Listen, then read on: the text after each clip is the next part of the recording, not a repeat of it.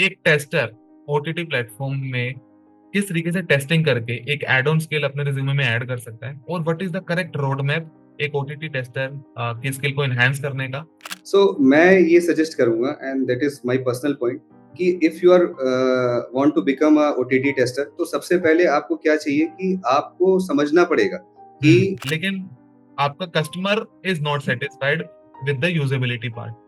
लेकिन जिसने बोला कि बिल्कुल ठीक है वो सीनियर था, जिसने बोला ठीक नहीं है वो जूनियर था। तो ये यूजेबिलिटी वाला फैक्टर जो है ना, परसेप्शन बेस्ड है और एक्सपीरियंस बेस्ड है। तो आपके अकॉर्डिंग एक टेस्टर के लिए यूजेबिलिटी का इंपॉर्टेंस को समझना। अब जैसे मैं ओटीटी में बात करूं, तो ओटीटी में टेस्टर की रिस्पॉन्सिबिलिटी ये आती है कि जब ऐसा कोई बड़ा इवेंट आ रहा है, तो सबसे पहले आप चेक करो कि आपकी ओटीटी टेस्टर के लिए भी क्या ये कंपेटेबल है ये सेलेनियम के थ्रू ऑटोमेट करना कि नहीं है। डिफरेंट टेस्ट डेटा तो किसी भी एप्लीकेशन के लिए इंपॉर्टेंट होता ही है, चाहे वो ओटीटी हो, अदर प्लेटफॉर्म हो। बट ओटीटी में चैलेंजेस ये होते हैं कि टेस्ट डेटा क्रिएट करना अपने आप में बहुत बड़ा चैलेंज होता है, बिकॉज मेरे कुछ फ्रेंड्स हैं लोकल जो कन्नड़ा और तमिल जानते हैं, तमिल या तेलुगु जानते हैं। तो कई बार ऐसे भी मतलब उन्होंने चीजें हाईलाइट करी हैं कि आपको जैसे, बट आपको सर्च करना पड़ेगा कि आपको चाहिए क्या। पहले तो आपको समझना पड़ेगा कि चीजें होती क्या क्या है ना। और उस फिर आपको उस हिसाब से आपको सर्चिंग अपनी करनी पड़ेगी।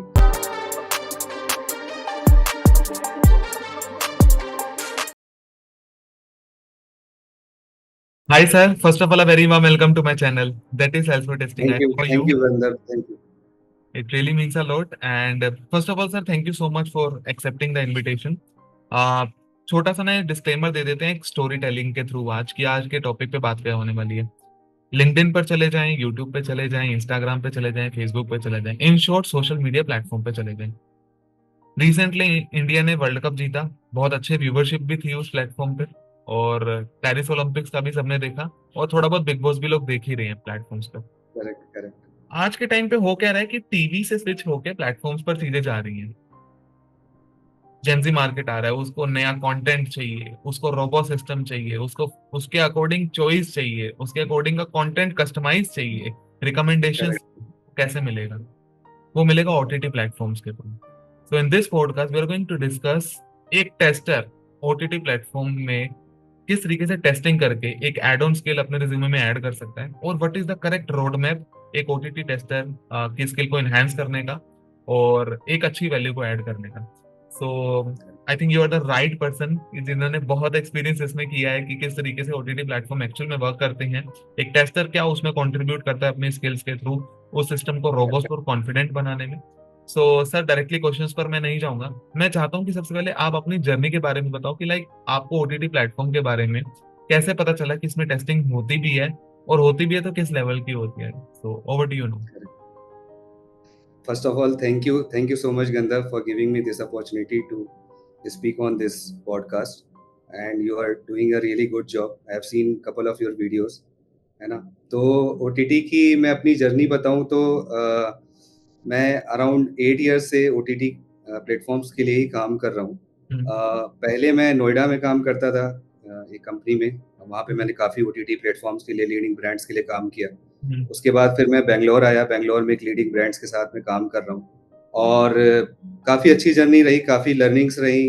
मतलब 8 साल में बहुत कुछ सीखने को मिला, बहुत कुछ नई चीज़ें पता चली, और बहुत सारी चीज़ें ओवर द पीरियड इवॉल्व भी हुई हैं ओटीटी के अंदर। जब मैंने स्टार्ट किया था काम करना, तब से आज के टाइम पे बहुत सारी चीज़ें इवॉल्व कर गई हैं। ऑडियंस पूरी चेंज हो चुकी है ना। कॉर्ड कटिंग हो रही है, कि अभी जैसे डिस्कस कर रहे थे कि सैटेलाइट से लोग मूव कर रहे हैं ओटीटी की तरफ, बहुत ज़्यादा ऑडियंस, है ना।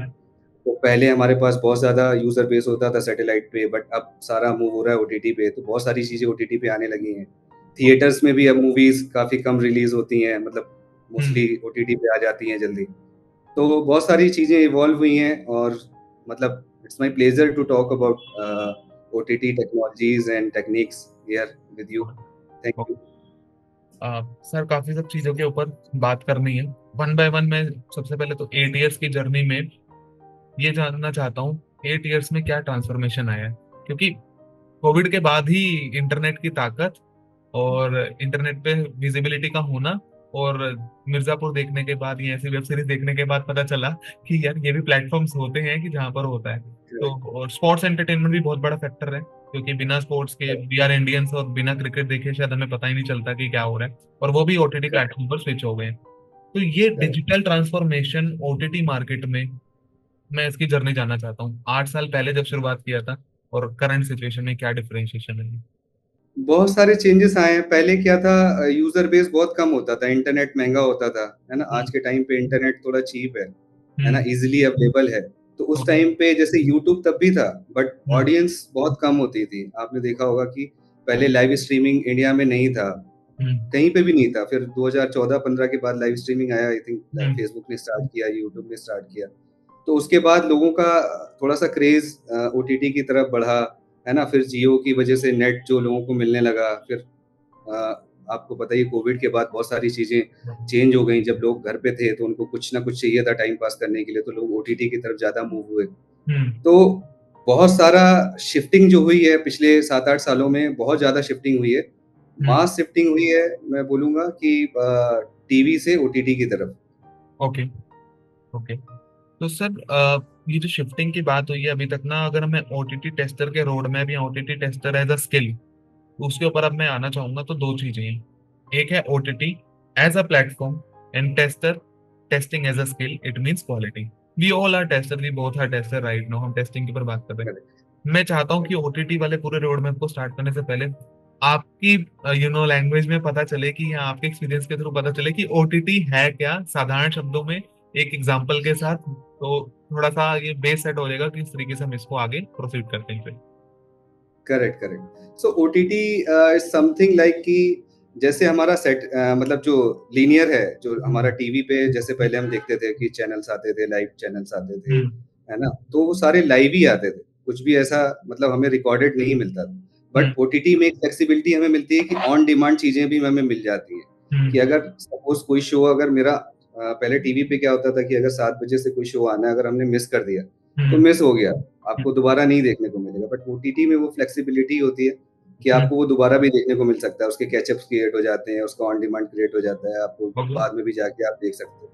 हम्म। तो वो सारी फ्लेक्सिबिलिटी। इसके अलावा टेक्नोलॉजी वाइज बहुत चेंजेस हैं, मतलब हम्म। सैटेलाइट की टेक्नोलॉजी में ओटीटी की टेक्नोलॉजी में बहुत ज़्यादा डिफरेंस है। सैटेलाइट की टेक्नोलॉजी बहुत ज़्यादा कॉम्प्लेक्स है ना। हम्म। तो टीवी में क्या होता है कि आपको, सपोज मैं कंटेंट प्रोवाइडर हूँ, तो मैंने कोई कंटेंट ऊपर सैटेलाइट में पुश किया, फिर कोई एक जो नेटवर्क प्रोवाइडर होगा लाइक डिश टीवी या हम्म। जो भी, है ना, हम्म। तो वो उसको अपलिंक कर, सॉरी डाउन लिंक करेगा, फिर आपको हम्म। भेजेगा आपके टीवी पे, तब आपको वो देखने को मिलेगा, है ना। हम्म। सिमिलरली, मतलब सिमिलरली तो नहीं कहूंगा, मतलब कुछ डिफरेंट टेक्नोलॉजीज हमारे यहाँ पे यूज होती हैं जो इंटरनेट के थ्रू यूज होती हैं। तो ओके। अब हमें ओटीटी पे जो कंटेंट मिलते हैं वो सारे इंटरनेट के थ्रू मिलते हैं, और इंटरनेट पे ही जो सारी टेक्नोलॉजीज चलती हैं बैकग्राउंड में, वो सारी इंटरनेट पे ही चलती हैं, डिफरेंट डिफरेंट नेटवर्क्स पे। ओके। ठीक है। उस पे अलावा हमें बहुत सारी फ्लेक्सिबिलिटी मिल जाती है जियो लोकेशन वाइज, कि आप हम्म। मतलब वर्ल्ड में कहीं पे भी बैठे हो और आप किसी भी ओटीटी ऐप को एक्सेस कर सकते हो। ओके। बट टीवी में हमारे पास ये फ्लेक्सिबिलिटी नहीं होती, वहाँ जियो लोकेशन का रिस्ट्रिक्शंस होते हैं, है हम्म। ना। बट टीवी का एक फायदा ये रहता है कि आप जैसे किसी रिमोट एरिया में हो जहाँ पे हम्म। इंटरनेट नहीं अवेलेबल है, बट हम्म। टीवी वहाँ पे भी एक्सेसिबल होगा, because TV radio frequency signals पे काम करता यस। है ना। हमारा जो ओटीटी है वो इंटरनेट पे काम करता है।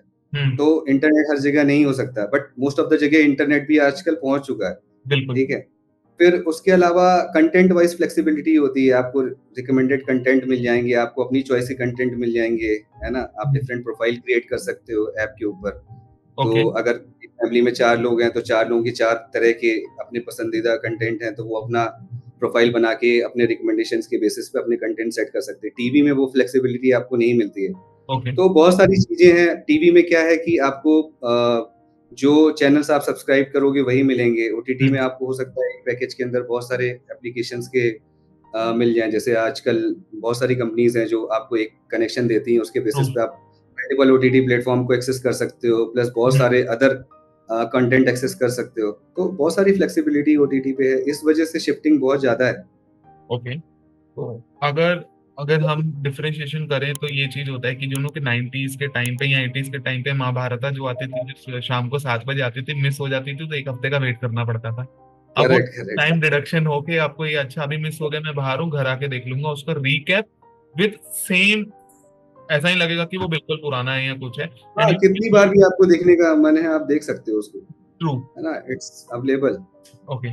एंड सर अब ना थोड़ा सा टेस्टिंग के परसेप्शन से अगर बात करें, आ, मेरा जब आपसे बात हुआ था डिस्कशन की सर हमें इस चीज को ना इस वे में देखते हैं कि स्किल कैसे ऐड होगी। सर स्किल को ऐड करने से पहले ना प्री कंडीशंस बहुत होती हैं। एक ओटीटी हुँ, टेस्टर मुझे बनना है, मैं भी नॉर्मल टेस्टर नहीं हूँ, मैं वनीला फॉर एग्जांपल मैं अभी फंक्शनल टेस्टिंग कर रहा हूँ वेबसाइट में और मोबाइल एप्लीकेशन में टेस्टिंग में कर रहा हूँ। मुझे ओटीटी टेस्टिंग करनी है, ओटीटी प्लेटफॉर्म पे टेस्टिंग करनी है। तो क्या प्री कंडीशंस होंगी पहले तो कि मुझे ये चीज की नॉलेज, एक होता है ना कि मस्ट हैव शुड हैव वाला जो प्रोसेस होता है वो क्या होना करेक्ट, चाहिए? Correct, correct. सो मैं ये सजेस्ट करूँगा, and that is my personal point, कि if you are want to become a OTT tester, तो सबसे पहले आपको क्या चाहिए कि आपको समझना पड़ेगा कि हम्म। हमारा जो सिस्टम है, आपको ये नहीं समझना है कि यार एक ओटीटी एप्लीकेशन है, उसको मेरे को हम्म। लॉन्च करना है और उसमें कुछ-कुछ चीज़ें जाके फंक्शनली टेस्ट कर लेनी है। हम्म। वो तो है ही है, ठीक है, वो दैट इज़ ऐड ऑन। उसके अलावा बैकग्राउंड में चीज़ें कैसे चल रही हैं, आपको जब पता होगा तभी ओके। तो आप अच्छे से टेस्ट कर पाओगे ना। अब मुझे हम्म। यही नहीं पता होगा कि कंटेंट हमें हमारे एप्लीकेशन पे कैसे दिख रहा है, हम्म। वो कैसे आ रहा है, कहाँ से आ रहा है ना? और क्या हो रहा है कि सेम कंटेंट मैं टीवी में भी देख पा रहा हूँ, कैसे मैं मोबाइल में भी देख पा रहा हूँ, मैं एक मतलब स्मॉल साइज़ के मोबाइल में भी देख पा रहा हूँ, बड़े साइज़ के मोबाइल में भी देख पा रहा हूँ, अच्छे महँगे फ़ोन में भी देख पा रहा हूँ, सस्ते फ़ोन में भी हम्म। देख पा रहा हूँ। तो क्या टेक्नोलॉजी यूज़ हो रही है, कैसे वो कंटेंट हमारे पास आ रहा है ना? हम्म। और उसको डिफरेंट-डिफरेंट वही सेम कंटेंट आईओएस पे भी चल रहा है, एंड्रॉइड पे भी चल रहा है ना? एलजी टीवी पे भी चल रहा है, सैमसंग पे भी चल रहा है, रोकू पे समझ भी रहा चल हूँ। रहा है, हर जगह चल रहा है। तो कैसे समझ। चल रहा है? क्या टेक्नोलॉजी यूज़ हो रही है ना? हम्म। कि वहाँ तक कंटेंट आते-आते और पीछे से कहाँ से कंटेंट आ रहा है, कैसे आ रहा है, वो हम्म। सारा सिस्टम पहले हमें समझना पड़ेगा। हमें समझना पड़ेगा कि डिफरेंट स्ट्रीमिंग प्रोटोकॉल्स क्या होते हैं, है हम्म। ना? कैसे चलते हैं, एचएलएस क्या होता है, डैश क्या होता है। हम्म। उसके बाद हमें समझना पड़ेगा कि आगे डिफरेंट रिज़ॉल्यूशंस कैसे क्रिएट होते हैं, ट्रांसकोडिंग कैसे काम करती है। एक हम्म। एक वीडियो साइज़, वो तो वीडियो साइज़ तो बहुत बड़ा हो सकता है, उसको हम कैसे मैनेज करते हैं, है ना? हम्म। कैसे कंप्रेस करते हैं विदाउट अफेक्टिंग इट्स क्वालिटी, है ओके। ना? कैसे वो हमारे मोबाइल में आके प्ले हो जाता है और स्टोरेज को भी नहीं इंक्रीज़ हम्म। करता है, तो वो कहाँ पे स्टोर होता है।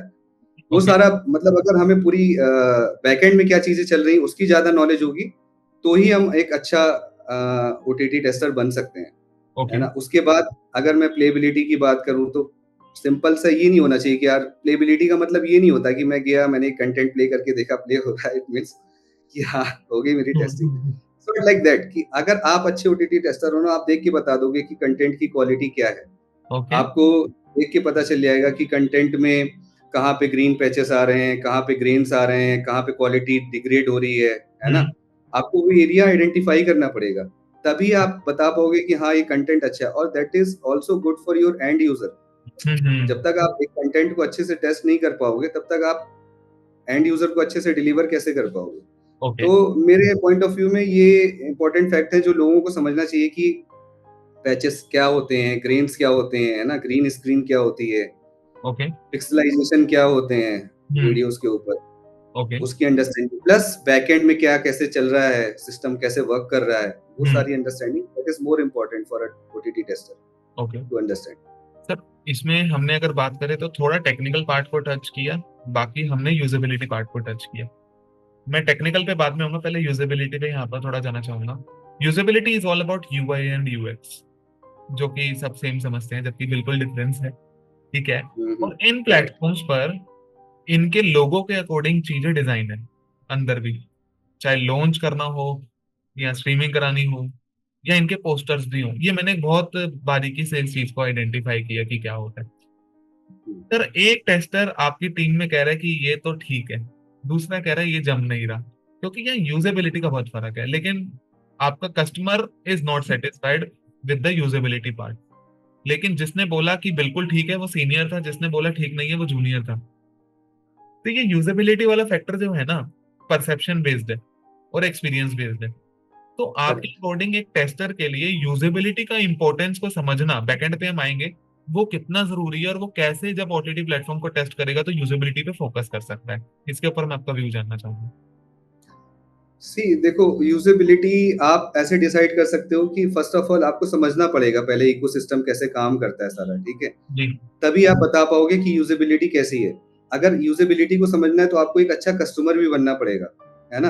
As a exactly. कस्टमर, एक अच्छा कस्टमर बन के ही आप समझ पाओगे कि सपोज मैं 3-4 ओटीटी एप्लीकेशन यूज करता हूँ, है ना? हम्म। तो मुझे डिफरेंस पता लग जाता है कि हम्म। अगर हाँ, ये यहाँ पे ये चीज अच्छी है, यहाँ पे ये चीज अच्छी है, यहाँ पे ये चीज अच्छी है। तो अगर मैं एक ओटीटी टेस्टर हूँ तो सबसे पहले मुझे अपना मार्केट समझना पड़ेगा, कस्टमर क्या चाहते हैं, उनकी मतलब उनकी चॉइस क्या है, वो कैसे मतलब मेरे को खुद यूज करके देखनी पड़ेंगी एप्स, डिफरेंट ऐप एप्लीकेशंस जो मार्केट में अवेलेबल हैं, है ना? हम्म। तो आप उनको यूज करो, उनको समझो, उनको देखो कि वहां पे क्या बेटर है, आपके एप्लीकेशन में क्या बेटर है ना? ओके। आप क्या चीज प्रपोज कर सकते हो, क्या अच्छा रहेगा। हम्म। तो वो सारी चीजें देख के फिर आप अपनी डिजाइन टीम को या बाकी प्रोडक्ट टीम को आप उसको प्रपोज कर सकते हो, फिर उनके साथ डिस्कशन करके फिर अपने बिजनेस के साथ में अलाइन होके आप जो बेटर मतलब हम्म। डिस्कशन के बाद निकलता है वो आप उनको सजेस्ट कर सकते हो अपने साइड से। ओके। ओके। बट आपको जब आप तभी सजेस्ट कर पाओगे जब आपको अंडरस्टैंडिंग होगी, एग्जैक्टली। जब आप एक अच्छे यूजर भी होगे, है ना? ट्रू। यूजेबिलिटी के टाइप पॉइंट हाँ। ऑफ व्यू से। ओके। अगर मैं कोई चीज यूज करता हूँ तो ही मुझे पता होगी कि यार उसके अंदर क्या क्या चीजें और हो सकती हैं। हम्म। मैं यूजर ही नहीं हूँ तो मैं कैसे आइडेंटिफाई करूंगा कि अच्छी ओटीटी ऐप कैसी हो सकती है। ट्रू। सर, यूजेबिलिटी की अगर बात हो रही है तो सबसे इंपॉर्टेंट चीज यही आती है कि नंबर ऑफ स्टेप्स हमारे कम होने चाहिए। सबसे पहले तो जो अगर मैं किसी भी ऐप में आया हूँ, लॉगिन से लॉग आउट तक, ये बहुत बड़ा एक मैंने गैप देखा है। जनरली क्या होता है आप ओटीटी प्लेटफॉर्म्स का, कि जो अगर मैंने लॉगिन कर लिया which is very easy, but वो लॉग आउट कराने के लिए, वो रिटेन करने के लिए क्या करते हैं, लेफ्ट हैंड साइड पे आपका एक कॉलम बनेगा जिसमें मेन्यूज आपके होंगे, सबसे एंड में जाके थ्री डॉट्स पे क्लिक करने के बाद कंफर्मेशन। ये ना कहीं एक मार्केटिंग स्ट्रेटेजी भी है कि वो कंफ्यूज कर रहे हैं, है क्या। इससे एक चीज हो रही है, यूजर ट्रेंड हो रहा है यार, इसने बड़ा सही तरीके से किया हुआ है, जो कि एक अच्छी चीज है। बट कहीं टाइम ये फ्रस्ट्रेशन हो जाती है जब वो आपसे बार बार पूछ रहे हैं, are you really want to sign out और नॉट। तो ये यूजेबिलिटी कंसर्न है, और हर प्लेटफॉर्म का इस पे अलग अलग व्यू है। तो ऐसे चैलेंजेस को एक टेस्टर किस तरीके से ओवरकम कर सकता है, क्योंकि अगर ये बात करूं, ये डायनामिक है सारी चीजें। तो इस पे यूजेबिलिटी परसेप्शन से यूजर के माइंडसेट, एक टेस्टर वाली स्किल लगा के क्वालिटी किस तरीके से डिलीवर हो सकती है, मैं इसके ऊपर आपका व्यू जानना चाहता करेक्ट। सो सी आप फर्स्ट ऑफ ऑल आपको डिजाइन मिलेगा डिजाइन टीम से, ठीक है? हूँ। हाँ। आपको वो टेस्ट करना है। तो हम्म। आप वहां पे सजेस्ट कर सकते हो कि यार ये डिजाइन मुझे थोड़ा सा वैसा लग रहा है, वेग लग रहा है कि यहाँ पे हाँ। यूजर को थोड़ी थोड़ी दिक्कत आ रही है और ये चीज एरिया में पहुंचने में हम्म। प्रॉब्लम हो रही है, वो आइडेंटिफाई नहीं हो रही है। तो वो जो डिजाइन फीडबैक होंगे, आप इनिशियल लेवल पे आप डिजाइनर के साथ बैठ के उनको दिखा के जो डिजाइन रिव्यूज होते हैं उनमें आप सजेस्ट कर सकते हो, बता सकते हो, ठीक है? ओके। उसके साथ आप जो फंक्शनैलिटी वाइज आप प्रोडक्ट के साथ बैठ सकते हो, जो हम्म। प्रोडक्ट टीम के आपके मेंबर्स होंगे उनके साथ में, कि आप ये फंक्शनैलिटी ऐसे वर्क करेगी तो ज़्यादा इफेक्टिव होगी, रादर देन कि वो ऐसे कर रही है, यहाँ पे यूजर स्टेप्स ज़्यादा इन्वॉल्व्ड हैं, जो कि ओके। नहीं होने चाहिए, अच्छी चीज़ें हम्म। नहीं है। और दैट्स अ गुड पॉइंट। अगर आप एक टेस्टर अगर इस लेवल पे जाके डीप डाइव करता है और चीज़ें सजेस्ट करता है तो दैट इज़ वेरी गुड, और ओके। होनी भी चाहिए, है ना? हम्म। तो ईज़ ऑफ यूज़ बहुत ज़रूरी है आजकल, क्योंकि लोगों के पास टाइम नहीं होता है इतना। वो आते हैं, उनको एक कंटेंट देखना है, तो वो अगर उनको उस कंटेंट को देखने के लिए 5-6 स्टेप्स फ़ॉलो करने पड़ रहे हैं, फिर जाके वो चीज़ें उसको मिल रही हैं या नहीं मिल रही हैं। तो जैसे बोलते हैं कि ओटीटी एप्लीकेशन में आपका सर्च बहुत अच्छा होना चाहिए, कि अगर बिल्कुल। मैंने कुछ भी सर्च किया है फ्रीक्वेंटली वो मेरे पास आ जाना चाहिए, है ना? हम्म। किसी हम्म। भी एप्लीकेशन के लिए आजकल में, नॉट ओनली ओटीटी, कोई भी एप्लीकेशन में आपका सर्च बहुत इंपॉर्टेंट होता है, बिकॉज़ लोग एप्लीकेशन में जाना ही नहीं चाहते हैं। ओके। अंदर घुसना ही नहीं चाहते, वो सीधे सर्च ऑप्शन देखते हैं, सर्च किया, हाँ, जो पर्टिकुलर उनको चीज़ें चाहिए वो वहाँ मिल रही हैं कि नहीं मिल रही ईज़िली। नहीं ओके। मिलती, थोड़ा वो परेशान हो जाते हैं, ढूँढते हैं, फिर वो किसी और एप्लीकेशन में जाते हैं, छोड़ो यहाँ नहीं देखते हैं, हम दूसरी एप्लीकेशन में देखते हैं। हम्म। तो वो सारी चीज़ें आप जब तक हाइलाइट नहीं करोगे, डिस्कस नहीं करोगे लोगों के साथ में, और उसपे अपने पॉइंट्स को शेयर नहीं करोगे और उसको इम्प्लीमेंट नहीं कराओगे, तब तक वो चीज़ें एक अच्छा प्रोडक्ट नहीं बन पाएगी। और एक अच्छा प्रोडक्ट तभी बनता है जब सारे लोग सेम पेज पे हों और ओके। सारी चीज़ें कंसीडर करी जाएँ उसमें। ओके। सर, यहाँ पर ना बहुत सारी चीजों के ऊपर आता है। कभी कभी क्या होता है कि अगर हम ओटीटी प्लेटफॉर्म को देखें ना, तो फंक्शनल में तो पता है कि फंक्शनल इशू हो गया, कि क्रैश हो गया, ये सब चीजें हमारे पास आ गई, जिसके ऊपर हम अभी टेक्निकल स्किल्स के ऊपर बात करेंगे। But OTT is all about performance, nothing else. जब इंडिया का मैच आ रहा था तो लिंक्डइन पर बहुत था कि हमारी टीम बैठी हुई है और ये हो रहा है, डेप्लॉयमेंट हो रही है, सब कुछ हो रहा है, ये मतलब that is very good. How to handle load, ये टेस्टर की ड्यूटी है यहाँ पर। डिप्लॉयमेंट वाला स्टेप अलग है, डेवऑप्स वाला। वो चेक करेक्ट। कैसे इंट्रोड्यूस करेंगे? क्योंकि ओटीटी प्लेटफॉर्म वाला जो टेस्टर होगा, उसके लिए नॉन फंक्शनल एस्पेक्ट की इंपॉर्टेंस बहुत ज्यादा होने वाली है, क्योंकि user behaviour is totally uncertain. मेरे जैसा मंकी टेस्टर या एक्सप्लोरेटरी टेस्टर, अगर मैं माइंडसेट से बात करूँ, चल बंद वाला सिस्टम जो करेगा ना, वो ना बहुत गड़बड़ है, क्योंकि वो काउंटर 1 - 1 +1 - 1 वाला चीज है। और इसमें interruption testing is also plays a very vital role. मेरा इंटरनेट चला गया, बफर, अब मैंने इंटरनेट वापस आया लेकिन फिर बफर। तो यहाँ पर नॉन फंक्शनल में इंटरप्शन वाली जो चीजें आ गई या फंक्शनल वाली चीजें आ गई। तो मैं यहाँ पर ये डिवीजन आपसे आपके एक्सपीरियंस के थ्रू जानना चाहता हूँ, कौन कौन सी skills functional versus non functional एक टेस्टर को बिल्कुल 101% पता होनी चाहिए। See that's a good point कि आजकल आपने देखा होगा बहुत सारी एप्लीकेशन, जब कोई एक बड़ा इवेंट होता है तो बहुत हम्म। सारा यूजर बेस एक्सपेक्टेड होता है किसी भी हम्म। एप्लीकेशन को, और वो उस हिसाब से प्रिपेयर भी करते हैं, है हम्म। ना? तो वो कोई भी हो, एक ओटीटी एप्लीकेशन हो या कोई एक ई कॉमर्स प्लेटफॉर्म हो, उनको पता है हम्म। कि ये इवेंट आना है तो यहाँ पे हमें यूजर बेस एक्सपेक्टेड है नॉर्मल डे से, है ना? तो वो उस हिसाब से प्रिपरेशन करते हैं। वो अपने इंफ्रा पे काम करेंगे, वो अपना हम्म। इंफ्रा को इंक्रीज करेंगे, है ना? वो हम्म। सारा कुछ जो भी हमारा डेवऑप्स एरिया में होता है वो सारा होगा।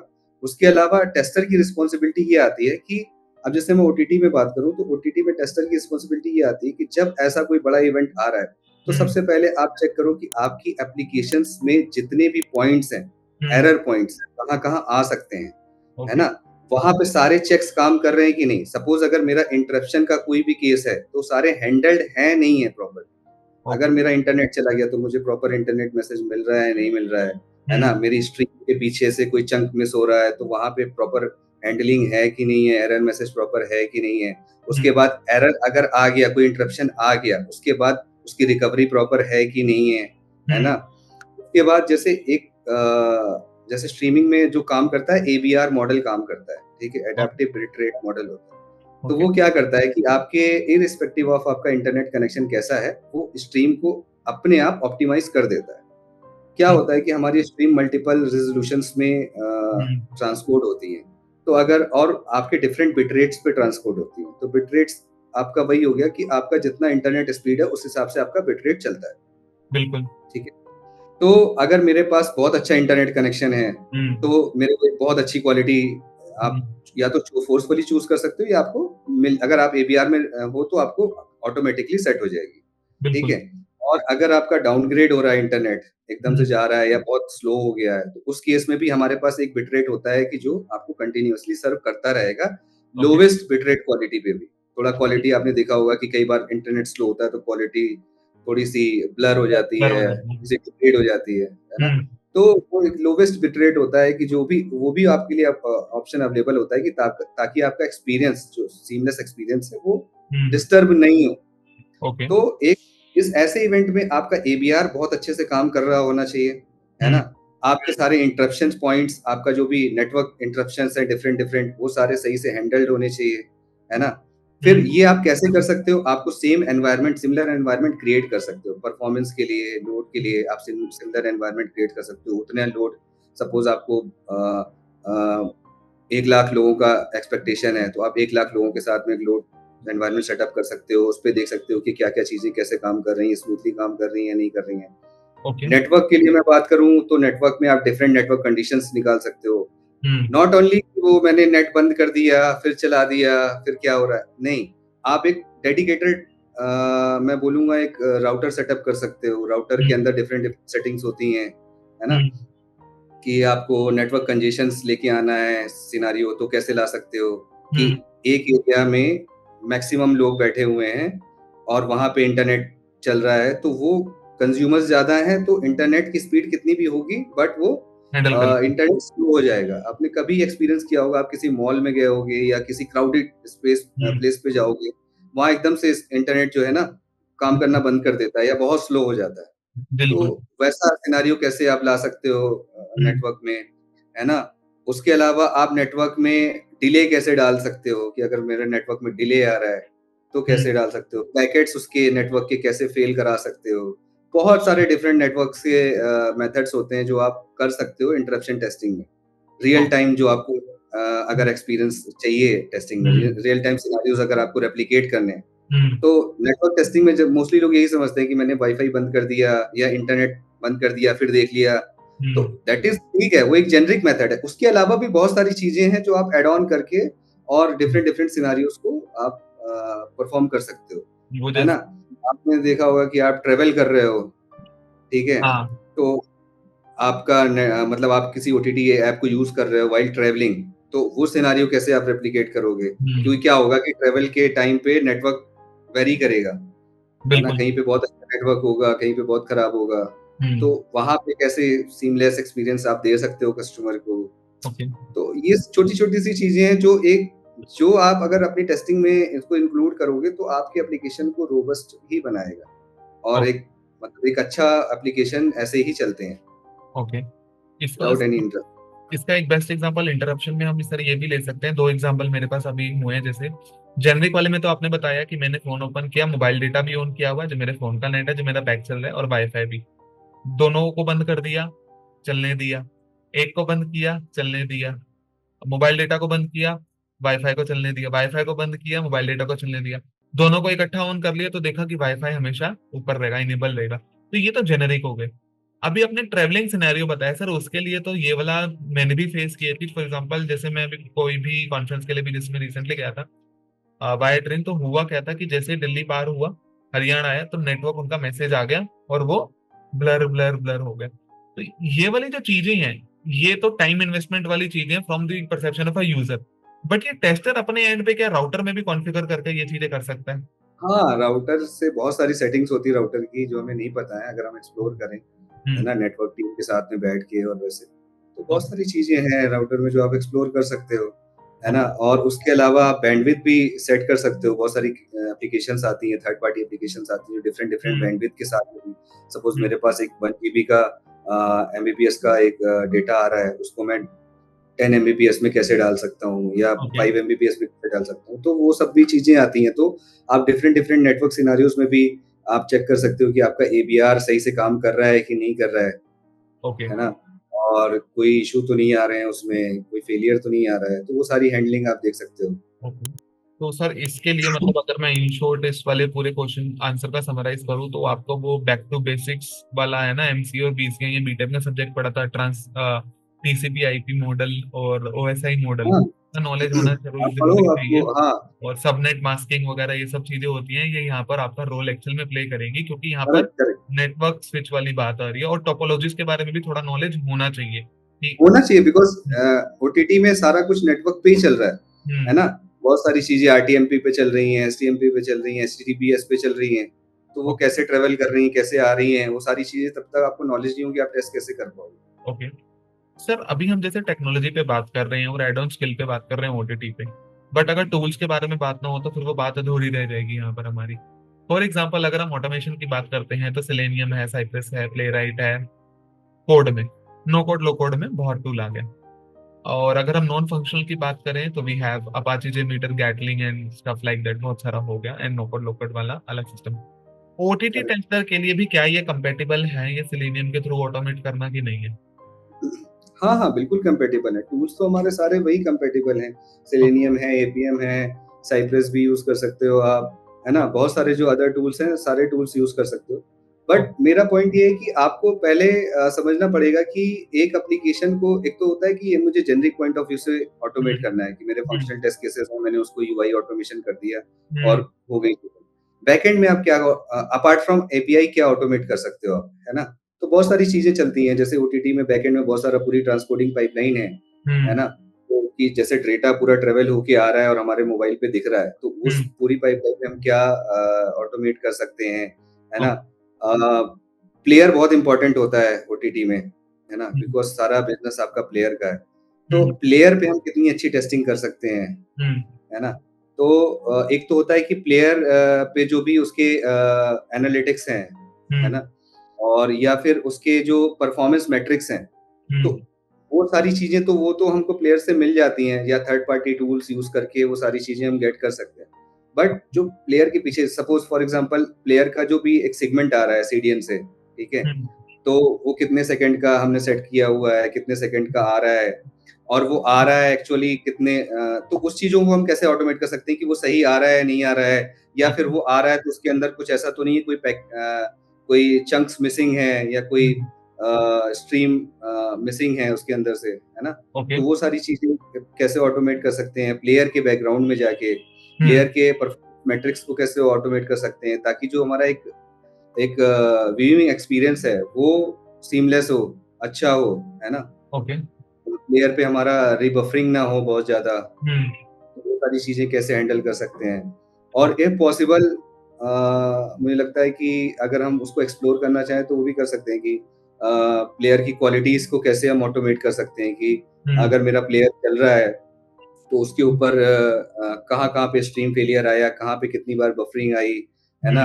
और क्योंकि एक कंटेंट तो बहुत बड़ा हो सकता है, एक कंटेंट सपोज़ एक मूवी है 3 घंटे की हो सकती है, आपके लिए पॉसिबल नहीं होगा कि 3 घंटे बैठ के आप उसको मूवी को टेस्ट करोगे, देखोगे, है बिल्कुल। ना?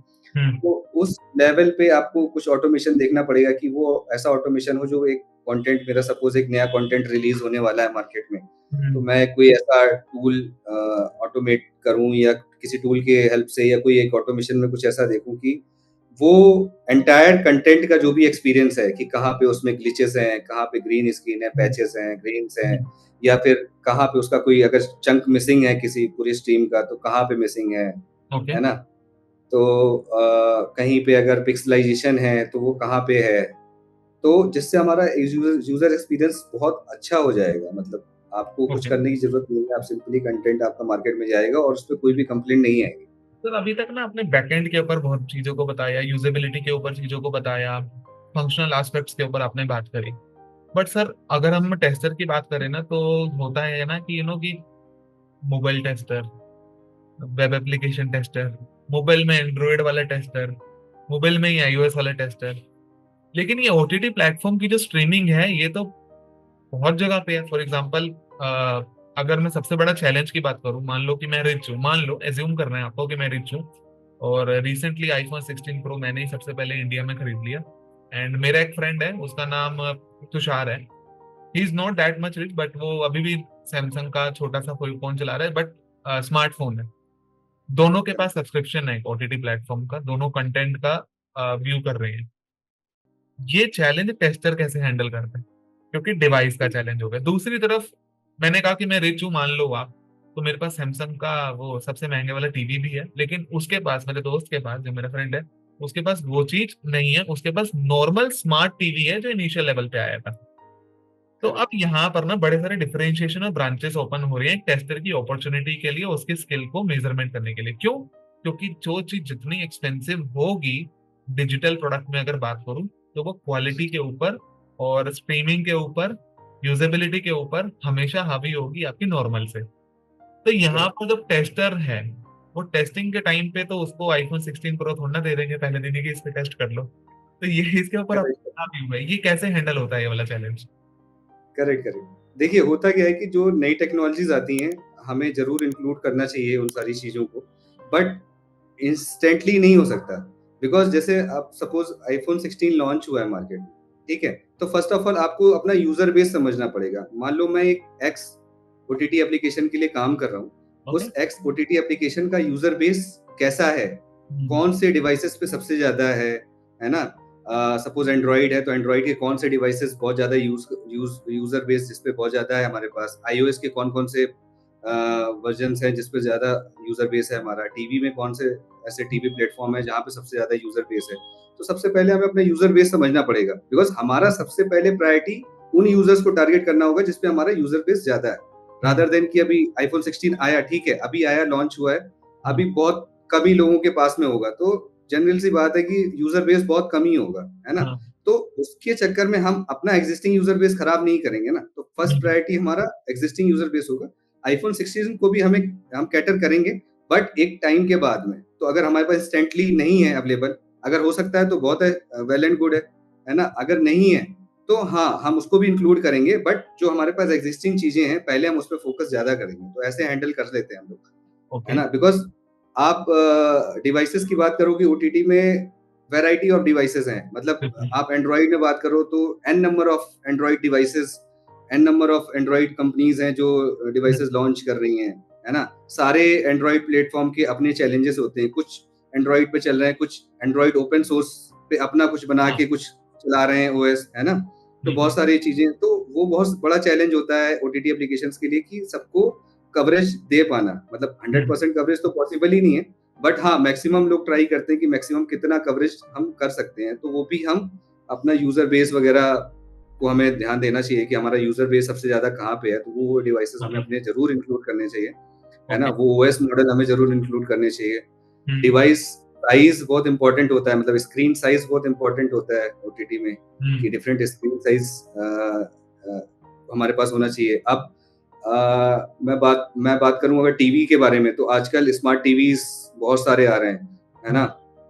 कोई स्मार्ट टीवी आपका 2 लाख का, 3 लाख का भी आता है ना? हम्म। कोई स्मार्ट टीवी आपका 10,000 15,000 रुपए का भी आता है। तो हम्म। वैराइटीज वो भी हैं, है ना? यूजर बेस उस पे भी है, उस पे भी है।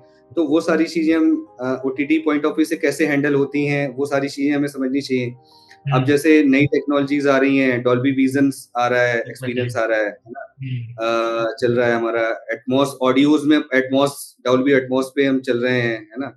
डॉल्बी डिजिटल से लेके, और मतलब स्टीरियो से लेके डॉल्बी डिजिटल, डॉल्बी डिजिटल से फिर डॉल्बी एटमॉस। तो क्या है, टेक्नोलॉजी भी ना over the period of time revolve हो रही है, तो ओके। उस चीजों को कैसे हम अपने स्किल सेट में लेके आ सकते हैं, है ना? कि हमें पहले तो समझना चाहिए कि डॉल्बी विजन में क्या एक्स्ट्रा है ना? जो नॉर्मल स्ट्रीम से अलग एक्सपीरियंस मिलेगा, है ना? टीवीज के हार्डवेयर के बारे में नॉलेज हमें बहुत अच्छी होनी चाहिए, मतलब टीवी हो गया या स्मार्टफोन हो गया, उसके हार्डवेयर को हम जितना अच्छा समझेंगे उतनी अच्छी तरीके से उतना ही अच्छा एक्सपीरियंस होता है हमारा कंटेंट का, बिकॉज हमारे पास जो कंटेंट आता है वो एन्कोडिंग फॉर्म में आता है, और जो हमारा हार्डवेयर होता है उसको डिकोड करता है। मोस्टली प्लेयर लेवल पे हमारा डिकोडर काम करता है और उस ओके। कंटेंट को डिकोड करता है। उसी कई मतलब आपने कंटेंट में देखा होगा कि कुछ डिवाइसेस पे कोई कंटेंट नहीं चलता है ना? हाँ। सपोर्ट नहीं कर पाता है, तो वो डिकोडर लेवल पे भी डिकोडर की अंडरस्टैंडिंग बहुत इंपॉर्टेंट है। ओके। डिफरेंट सिक्योरिटी लेवल्स बहुत होते हैं। अब जैसे ओटीटी में सिक्योरिटी टेस्टिंग बहुत इंपॉर्टेंट होती है, बिकॉज आपका एग्जैक्टली। कंटेंट पायरेसी का भी बहुत इशू होता है ना? तो लीकेज ना आपको हो। देखना है कि आप, हाँ, आपका जो कंटेंट है उसकी इंटीग्रिटी इंटैक्ट रहे, मतलब कहीं पे भी वो लूज ना हो, कोई ऐसा ना हो कि वो कंटेंट को चुरा ले और एक फ्री प्लेटफॉर्म पे जाके अपलोड कर दे, तो आपका रेवेन्यू लॉस है ना किसी भी कंपनी के लिए। बिल्कुल। तो वो सारी चीजें कि डीआरएम कैसे काम करते हैं, डिफरेंट डीआरएम टेक्नोलॉजीज क्या होती हैं, है ना? अब आइए, मेरे पास एप्पल है, तो एप्पल पे कौन सी डीआरएम टेक्नोलॉजी काम करेगी, है ना? फेयर प्ले क्या होता है, वाइड वाइन क्या होते हैं, प्ले रेडी क्या होता है, ये किस किस ओके। प्लेटफॉर्म के लिए यूज होते हैं। ओके। तो ये सारी चीजें हमें समझनी पड़ेंगी कैसे चलती हैं। और जैसे देखा होगा आपने कि हमें ये समझना होगा कि कंटेंट हमारे पास कहीं पे भी स्टोर हो रहा है वो इनक्रिप्टेड फॉर्म में ही स्टोर होना चाहिए। जैसे कई ओटीटी कंपनीज डाउनलोड का ऑप्शन देती हैं, तो डाउनलोड अगर आप कंटेंट कर रहे हो, तो जाहिर सी बात है आपकी कहीं लोकल स्टोरेज में स्टोर हो रहा है, बट वो किस फॉर्म में स्टोर हो रहा है, ताकि वो उसकी ओके। पायरेसी ना हो पाए। तो डेफिनेटली अगर आप डीआरएम यूज कर रहे हो, तो आपका वो एन्क्रिप्टेड फॉर्म में ही कहीं स्टोर हो रहा होगा, तो आपको वो सारी चीजें इंश्योर करनी चाहिए। As a good OTT tester आप ये चीजें पे भी काम कर सकते हो और देख सकते हो कि कहीं से कोई ब्रीच नहीं होना चाहिए। ओके। डिफरेंट ऑडियो टेक्नोलॉजीज को हमें समझना पड़ेगा, है ना? कि हमारे पास अगर हमें एक अच्छा एक्सपीरियंस, सपोज अब मेरा एक कंटेंट है, वो 4K में है, डॉल्बी विजन पे है, सपोर्टेड है, और एटमॉस ऑडियो में है, तो उस ऑडियो और उस विजन को हम उसकी एक्सपीरियंस को कैसे टेस्ट कर सकते हैं, उसके लिए मेरे पास प्रॉपर सेटअप होना चाहिए, है ना? डिवाइस सेटअप होना चाहिए, प्रॉपर टेस्ट डेटा मेरे पास होना चाहिए बिल्कुल। कि डिफरेंट टेस्ट डेटा मैं कैसे क्रिएट कर सकता हूँ। तो उसके लिए मैं पूरा स्टार्टिंग से, मतलब जो मैंने स्टार्टिंग में बात करी थी कि हमारी ई टू ई जो भी टेस्टिंग होती है, एंड टू एंड टेस्टिंग जो होती है, उसको हमें समझना बहुत इंपॉर्टेंट है कि हमारा मक्सिंग क्या होती है, डीमक्सिंग क्या होती है, ट्रांसकोडिंग क्या होती है ओके। ना? और आपका डिफरेंट डिफरेंट कोडेक क्या होते हैं, ऑडियो कोडेक क्या होते हैं, वीडियो कोडेक क्या होते हैं, है ना? तो उसकी डिफरेंट ट्रांसकोडिंग प्रोफाइलिंग क्या होती है, वो सारी चीजें समझनी पड़ेंगी। इससे आपका variety of test data create कर सकते हो आप अपनी टेस्टिंग के लिए। ओके। ओटीटी में डिफरेंट टेस्ट डेटा ऐसे क्रिएट कर सकते हैं कि डिफरेंट टाइप के आपको और वीडियो कोडेक्स में आपको ट्रांसपोर्ट करा के चेक कर सकते हो, डिफरेंट ऑडियो कोडेक्स में ट्रांसपोर्ट करा के आप चेक कर सकते हो, बिकॉज कल को आपके पास सपोज कोई चेंजेस आया कि मैंने पीछे से ट्रांसकोडिंग प्रोफाइल में कुछ कोडेक चेंज कर दिया है, तो आप उसका इम्पैक्ट कैसे टेस्ट करोगे अपने ओटीटी एप्लीकेशन पे, जब आपको पता ही नहीं होगा कि ये कोडेक का क्या इम्पैक्ट होता है वीडियो पे ओके सर, या ऑडियो। टेस्ट डेटा की बात हो रही है तो सबसे बड़ा ब्रह्मास्त्र है वो एक टेस्टर के लिए। जितना डेटा करेक्ट है। होगा उतना अच्छा होगा, अनटिल अनलेस आपका एनवायरनमेंट बार बार रिफ्रेश ना हो रहा हो तो नई टेक्नोलॉजी के अकॉर्डिंग ही क्या है। टेस्ट डेटा में दो चीजें होती हैं, एक टाइम पर एक टेस्ट डेटा कट करना और एक टाइम पे मास अपलोड के थ्रू चीजों को चेक करना या मास अपडेट करना। वो चैलेंज एक टेस्टर किस तरीके से करता है, फॉर एग्जांपल मैं यहाँ पे थोड़ा सेल्स फोर्स से कंपैरिजन करना चाहूंगा ताकि हमारी ऑडियंस और एंगेज हो कि मैं कहना क्या चाह रहा हूँ। सेल्स फोर्स टेक्नोलॉजी में सर हमारे पास जैसे ये होता है कि एक मेरा ऑब्जेक्ट है, उस ऑब्जेक्ट पे मेरा एक फॉर्म बना बना हुआ है। मैंने उस फॉर्म में एक टाइम पे मैं एक ही डेटा को इनपुट कर सकता हूँ, फील्ड पे डेटा डाला, सेव पे क्लिक किया, डिटेल पेज पे चला गया, पॉपुलेशन हो गया, वर्किंग फाइन। बल्क में मैं बात करूँ तो मुझे मान लीजिए 200 डेटा को एक साथ डालना है डिफरेंट आईडीज के थ्रू या कुछ करके। मैंने एक एक्सेल शीट बना ली, उसको सीएसवी में सेव कर लिया, उसको डेटा लोडर डॉट आईओ नाम के प्रोडक्ट में गया मैं, वहां पर जाके मैंने उसको अपलोड करा और अपने सेल्स फोर्स के ऑब्जेक्ट को रिफ्रेश किया, वहां पर मेरा डेटा आ गया। तो यहाँ से मेरा टाइम बच गया। With the use of a tool I don't have to do so many manual task. यहाँ पर टेस्ट डेटा, क्योंकि यहाँ पर तो एक टेस्ट डेटा का मतलब है कि अगर अगर मैं किसी भी वेब सीरीज के एक सीजन में किसी एक एपिसोड की बात करूँ तो 20 मिनट का तो मिनिमम एपिसोड है ही है, उसमें दो ऐड भी आनी है। करेक्ट। तो वो किस तरीके से मैनेज होगा, क्योंकि ऐड तो देखो डायनामिक चीज है, ये तो टोटली डायनामिक है, वो आपके अकॉर्डिंग नहीं बनाई हुई कि इसी चीज पे आनी है। वो तो मान लीजिए कि मेरे जिस यूजर ने ऐड लगाई है वो बोले कि इस वाले पे मेरा थोड़ा सा स्ट्रॉन्ग वॉल्यूम जा रहा है ऊपर की तरफ, यही लगाओ, ताकि लोग हम्म। वो उसको पूरा स्किप, और नॉन स्किपेबल भी हो सकती है और स्किपेबल भी हो सकती है। तो it is a kind of a data. तो ये वाला चैलेंज ना बहुत मुश्किल है ओटीटी में हैंडल करना, जितना मेरा नॉलेज और रिसर्च, जितना मैंने पीयूसी किया है इसके ऊपर मैं आपका व्यू जानना चाहता हूँ। सो डिफरेंट टेस्ट डेटा तो किसी भी एप्लीकेशन के लिए इम्पोर्टेंट होता ही है, चाहे हम्म। वो ओटीटी हो, अदर प्लेटफॉर्म हो। बट ओटीटी में चैलेंजेस ये होते हैं कि टेस्ट डेटा क्रिएट करना अपने आप में बहुत बड़ा चैलेंज होता है, बिकॉज इसका जो आर्किटेक्ट है वो, मतलब डिफरेंट टेस्ट डेटा क्रिएट करना it's a challenging in terms of revenue, मतलब रेवेन्यू लॉस बहुत है, आपको स्टोरेज प्रॉपर आपको उतना रखना पड़ेगा, क्योंकि आप डिफरेंट एनवायरनमेंट क्रिएट करोगे तो डिफरेंट बिल्कुल। एनवायरनमेंट को मैनेज करना है ना, with hmm. This much set of data, तो थोड़ा सा मुश्किल हो जाता है। बट इसके अपार्ट फ्रॉम आप अपनी स्ट्रेटजीज बना सकते हो कि आपको वैरायटी ऑफ टेस्ट डेटा आप डिसाइड कर सकते हो कि आपको क्या क्या चीजें चाहिए, है ना। ओके। उस हिसाब से आप अपने जो भी आपके मतलब पीयर्स हैं, आप उनको रिक्वेस्ट कर सकते हो कि इस टाइप के मुझे ये चीजें डेटा चाहिए जो मेरी ओवरऑल कवरेज को इंक्लूड कर लेगा। ओके। फॉर एग्जांपल जैसे आप एड्स की बात कर रहे थे, है ना, तो हमें ये देखना है कि हमारे जो डिफरेंट टाइप्स ऑफ एड्स हैं किसी एक कंटेंट पे, या जो भी वैरायटी ऑफ कंटेंट्स है उस पे वो सारी कवरेज हो जाए, या कोई जैसे डायनेमिक एड की बात आप कर रहे थे, डायनेमिक एड्स हैं या कोई स्टैटिक एड्स हैं, है ना, वो सारे कवर हो जाए मेरे, ताकि हमारा रेवेन्यू, मेन तो एड्स का रेवेन्यू होता है ना, तो बिल्कुल। वो रेवेन्यू लॉस भी ना हो। तो एड्स तो बहुत इंपॉर्टेंट होता है टेस्ट डेटा में। उसके ओके। अलावा डिफरेंट टाइप ऑफ कंटेंट हमारे कौन-कौन से हो सकते हैं, क्लियर कंटेंट हो गया, एस वर्ड होता है, एस वर्ड मतलब सब्सक्रिप्शन बेस्ड वर्ड होगा हमारा, जो मतलब जिनको आप पे करके ही देख सकते हो, है ना। उसके एग्जैक्टली। अलावा आपका ए वर्ड होता है जो एड्स रिलेटेड वर्ड होता है, एड के ऊपर चलता है हाँ। ना। टी वर्ड होता है कि आपका स्पेसिफिकली आप उसको परचेज कर सकते हो देखने के लिए, हम्म। तो उसके ट्रांजैक्शंस आपकी इंक्लूड हो जाए, है ना। हम्म। इसके अलावा जितने भी वैरायटी ऑफ टेस्ट डेटा है, जैसे आपका मूवी है या टीवी शोज है या कोई वेब सीरीज है, ओरिजिनल्स हैं, है ना, हम्म। लाइव चैनल्स हैं। लाइव चैनल्स में भी आपको वैरायटीज आती हैं कि कुछ लाइव चैनल अलग होते हैं, लाइव स्ट्रीमिंग अलग होती एग्जैक्टली। है ना। हम्म। तो आप उन दोनों का भी वेरिएशन कॉम्बिनेशन आपके पास में होना चाहिए, है ओके। ना। वैरायटी ऑफ लाइव चैनल्स होने चाहिए। लाइव चैनल्स में भी आपके पास कुछ एंटरटेनमेंट वाले चैनल्स होंगे, कुछ न्यूज़ चैनल होंगे, कुछ स्पोर्ट्स चैनल्स होंगे, तो वो ओके। सारी चीज़ें आपकी होनी चाहिए।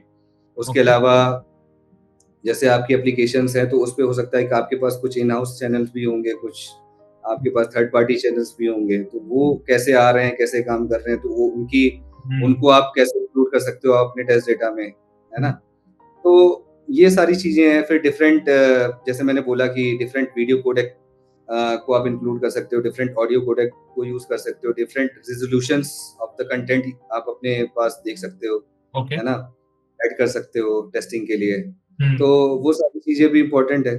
ओके।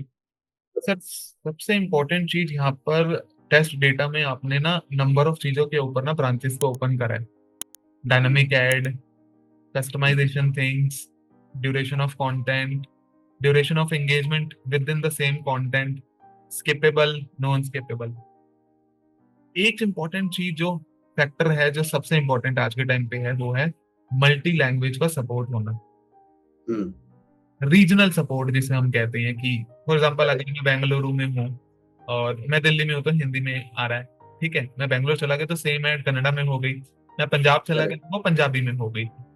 करेक्ट। करेक्ट। ये भी एक स्किल होनी चाहिए टेस्टर में ना, कि वो अपने कल्चरल वाइज वो क्वालिटी में क्या इनपुट कर सकता है। For example like I am Punjabi, I know Punjabi, I can speak Punjabi, I can understand Punjabi, I I can read correct. Punjabi as well. So correct. Correct. It is an add on skill. ये वाला skill किस correct. तरीके से कर सकता है, क्योंकि ये बहुत अंडररेटेड स्किल है। इसके ऊपर मैं आपका व्यू जानना करेक्ट। चाहता करेक्ट। करेक्ट। करेक्ट। बहुत अच्छा पॉइंट है आपका। हूँ। और इस पे मतलब मैंने अपने एक्सपीरियंस में ही देखा है, मेरे कुछ फ्रेंड्स हैं लोकल जो कन्नड़ा और तमिल जानते हैं, तमिल या तेलुगु जानते हैं। तो हम्म। कई बार ऐसे भी मतलब उन्होंने चीजें हाईलाइट करी हैं कि हम्म। सबटाइटल्स हैं, ठीक है, इंग्लिश में आ रहे हैं, बट वो तेलुगु में वॉच कर रहे हैं सपोज, तो ओके। उनको बेटर अंडरस्टैंडिंग है बिकॉज उनकी नेटिव लैंग्वेज है, तो वो समझ हम्म। पा रहे हैं, फिर वो हाईलाइट कर देते हैं कि ये सबटाइटल गलत आ रहा है। ओके। बट मतलब वो जो बोल रहा है तेलुगु में या कन्नड़ा में, हम्म। उसके जो सबटाइटल्स आ रहे हैं वो दोनों ही डिफरेंट हैं। तो ये अगर स्किल सेट है तो ये बहुत आपको हेल्प करेगी, बिकॉज जो हमारा रीजनल कई एप्लीकेशंस हैं जिनके पास रीजनल हम्म। कंटेंट बहुत अच्छे अच्छे होते हैं, मतलब बहुत ज्यादा यूजर बेस उनका रीजनल होता है।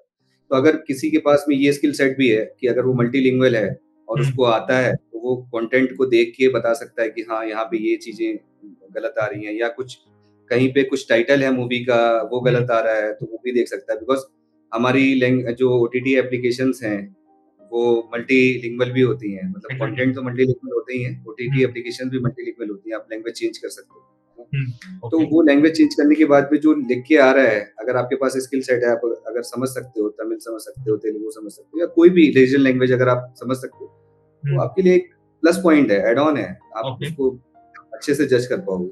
ओके।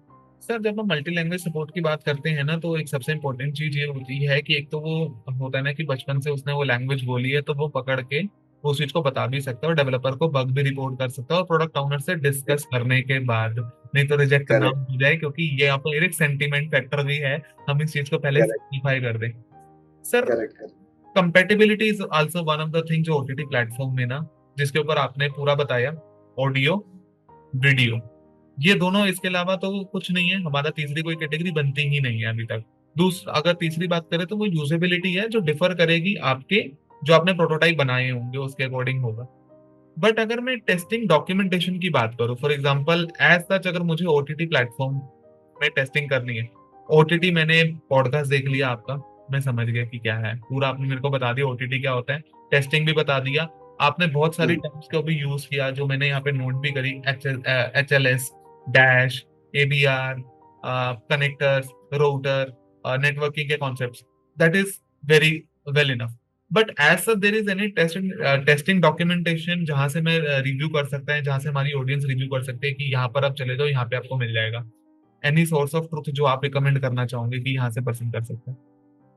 नहीं नहीं, आप यूट्यूब पे जा सकते हो, बहुत सारे देखो, हम्म। आपको पहले टॉपिक समझने होंगे कि आपको पढ़ना क्या है। आप ऐसे जेनरिकली सर्च करोगे ओटीटी तो आपको बहुत जेनरिक चीजें मिलेंगी, है ना? हाँ। लेकिन अगर आप स्पेसिफिक टू टॉपिक समझना चाहोगे कि आप मुझे हम्म। अगर मुझे ट्रांसकोडिंग समझनी है, तो आप ट्रांसकोडिंग अब यूट्यूब पे अगर आप सर्च अच्छे से कर पाओगे तो आपको बहुत सारा कंटेंट मिलेगा जो उसके ओके। ऊपर होगा, या ऑनलाइन आपको अदर प्लेटफॉर्म्स पे भी मिल जाएगा, है ना? ओके। अ, आपको जैसे बट आपको सर्च करना पड़ेगा कि आपको चाहिए क्या। पहले तो आपको समझना पड़ेगा कि चीजें होती क्या-क्या है हम्म। ना? और उस फिर आपको उस हिसाब से आपको सर्चिंग अपनी करनी पड़ेगी। आपको जैसे टीवी के हार्डवेयर के बारे में पढ़ना है ना? हम्म। टीवी के हार्डवेयर के बारे में या किसी मोबाइल डिवाइस के हार्डवेयर के बारे में, है ना? बिकॉज़ हार्डवेयर बहुत इंपॉर्टेंट फैक्टर होता है कंटेंट प्ले कराने के लिए या किसी भी ओटीटी एप्लीकेशन के लिए। तो हम्म। वो हार्डवेयर की कैपेबिलिटी कैसे क्या-क्या कैपेबिलिटीज़ होती हैं, है ना, और वो उनकी वेराइटीज क्या क्या होती हैं, कैपेबिलिटीज की, मतलब वो कैसे कैसे, मतलब एक मान लीजिए मेरे पास 10,000 रुपए का फोन है, उसकी हार्डवेयर कैपेबिलिटीज क्या क्या है, एक मेरे पास 1 लाख रुपए का फोन है, उसकी हार्डवेयर कैपेबिलिटीज क्या क्या है ना। तो उनके बारे में अब जैसे टीवी में आता है एक टर्म्स है नेट्स, बहुत कम लोगों को पता होगा कि टीवी में नेट्स के बेसिस पे टीवी की क्वालिटी डिसाइड होती है और उसके प्राइसिंग भी डिसाइड होती है कि सपोज अगर 100 नेट्स का टीवी है तो वो इतने का होगा, फिर 500 नेट्स का टीवी है तो ये जनरली बहुत कम लोगों को पता होगा कि नेट्स क्या होते हैं। ऐसे छोटे छोटे टर्म्स हैं, आप समझोगे कि 4K क्या है ना, 4K टेक्नोलॉजी कैसे काम करती है, और 8K टीवीज, अब तो 8K टीवीज आने लगे हैं मार्केट में, है ना। फिर डिफरेंट टाइप के क्यूलेड टीवीज आपने सुने होंगे, है ना, टेक्नोलॉजी के, है ना, ओलेड क्यूलेड, ये क्या है।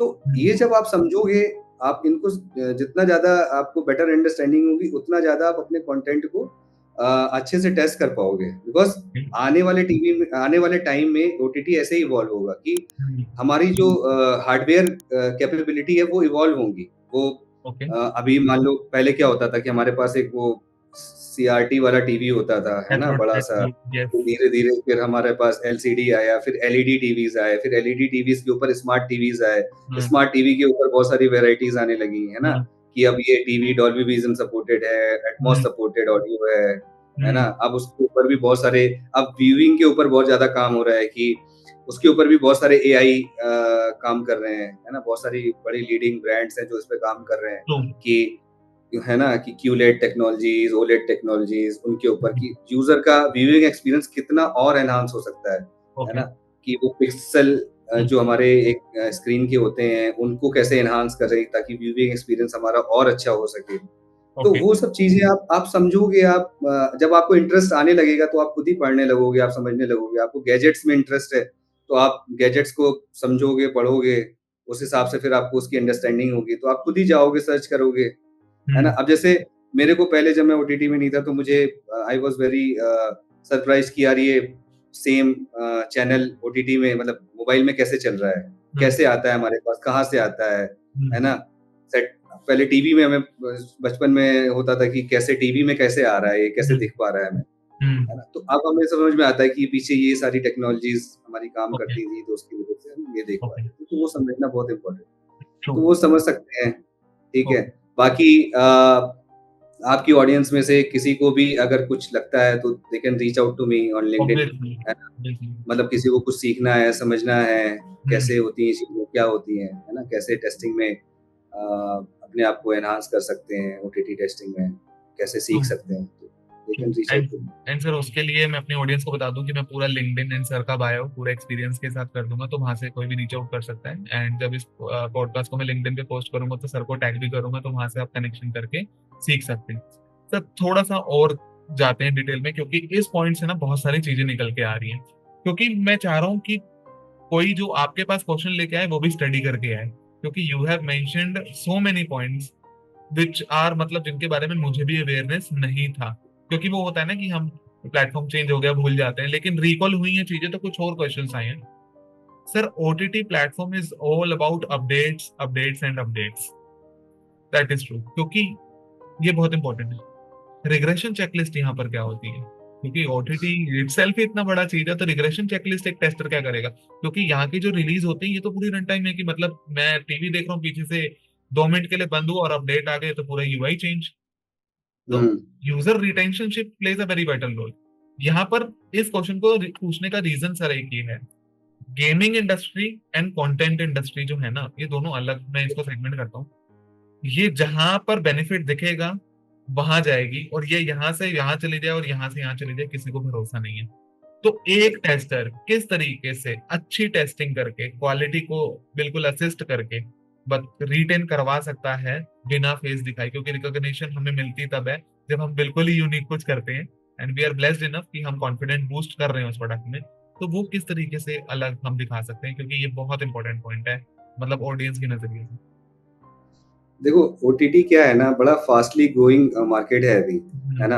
अभी आपने देखा होगा कि स्पोर्ट्स पे बहुत ज्यादा मतलब बूम हो रहा है ओटीटी, हम्म, बहुत सारे स्पोर्ट्स अब डायरेक्टली ओटीटी पे ही शिफ्ट हो रहे हैं, है ना? हम्म, हम्म, तो ऑडियंस भी उस हिसाब से बढ़ रही है ना? हम्म, कंपटीशन भी उस हिसाब से बढ़ रहा है। तो कंपनीज का मतलब ये तो एक्सपेक्टेड है कि हम्म, फ्रीक्वेंट रिलीजेस जाएंगी ही जाएंगी, फ्रीक्वेंट चेंजेस बिल्कुल। आएंगे ही आएंगे, है ना? हम्म, तो आपको एज अ टेस्टर क्या मेंटेन करके रखना है? आपको तो सबसे पहले अपनी ऐप की इंटीग्रिटी को मेंटेन करके रखना है कि कोई भी चेंज आपके एग्जिस्टिंग सिस्टम को ब्रेक नहीं कर पाए, है ना? उसके ठीक, लिए कैसे आप कर पाओगे? आपका रिग्रेशन सूट बहुत अच्छा होना चाहिए, है ना? बिल्कुल। तो आई वुड सजेस्ट कि आपकी जो भी रिलीजेस जा रही हैं, आप हम्म, देखो कि आपके जो चेंजेस जा रहे हैं उनका इम्पैक्ट कितना है? हम्म, कौन-कौन से ऐसी चीजें हैं जो एग्जिस्टिंग सिस्टम पे कितना इम्पैक्ट आप इम्पैक्ट एनालिसिस जितना ज़्यादा करोगे, रिग्रेशन आप उतना अच्छा कर पाओगे, है ना? एक्चुअली। विथ एवरी रिलीजेस आपको इम्पैक्ट एनालिसिस करना है और जब आपका कोड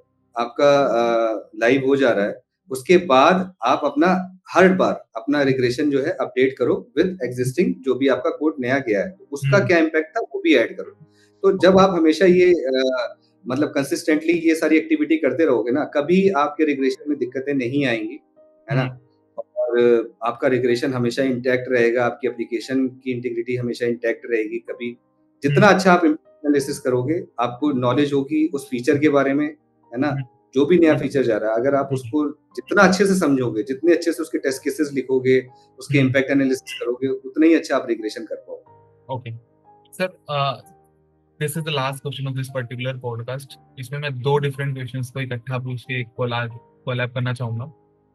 एक तो summarized correct way to become a OTT tester, इसके ऊपर आपका क्या व्यू है? And as you have mentioned in your last answer, you know ये ग्रोइंग मार्केट है, तो टेस्टर के लिए ट्रांजिशन की क्या अपॉर्चुनिटीज है यहाँ पर? मैं इसके ऊपर आपका व्यू जानना चाहता हूँ।